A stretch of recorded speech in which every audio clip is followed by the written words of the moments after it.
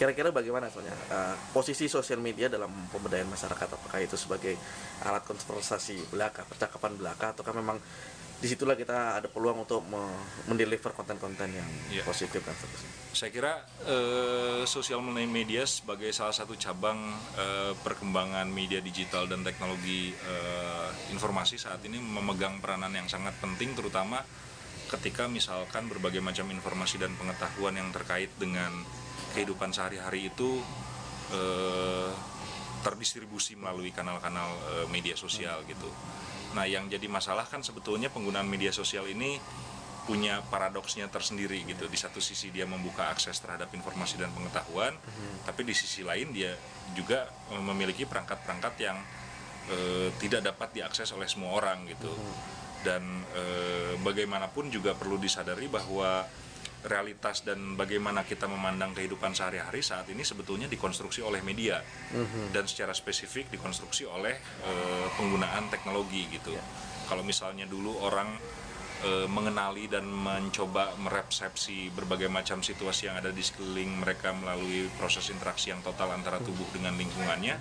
Nah, sekarang kan semua termediasi oleh keberadaan media digital, teknologi internet, dan berbagai macam perangkat elektronik yang kita gunakan dalam kehidupan sehari-hari gitu, sehingga tanpa bekal pengetahuan dan informasi yang cukup, termasuk nalar dan akal sehat, kita kemudian akan mengalami proses yang distorsif ya ketika bertemu dengan persoalan yang ada dalam kehidupan kita gitu. Karena perlu diingat, informasi dan pengetahuan yang beredar lewat media digital dan internet, khususnya melalui media digital itu adalah informasi yang sudah mengalami proses kodifikasi, informasi yang sudah mengalami proses rekonstruksi, informasi yang sudah mengalami proses amplifikasi gitu. Yang kecil bisa jadi gede, yang gede bisa jadi kecil, yang benar bisa jadi bohong, yang bohong bisa jadi benar gitu. Sehingga proses-proses kritik, proses-proses refleksi, proses-proses pemaknaan itu malah justru semakin penting sebetulnya sekarang. Jadi justru ketika media digital dan teknologi internet, termasuk perangkat teknologi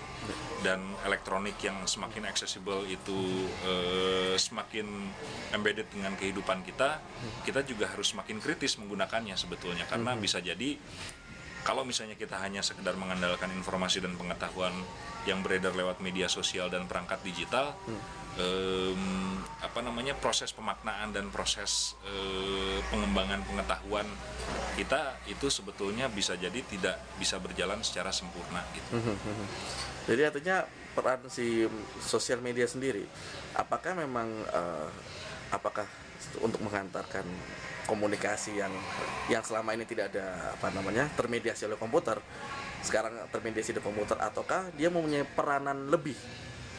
Saya rasa media sosial itu punya peran yang penting, terutama dalam konteks mengkonstruksi pola pikir dan imajinasi kita tentang kenyataan.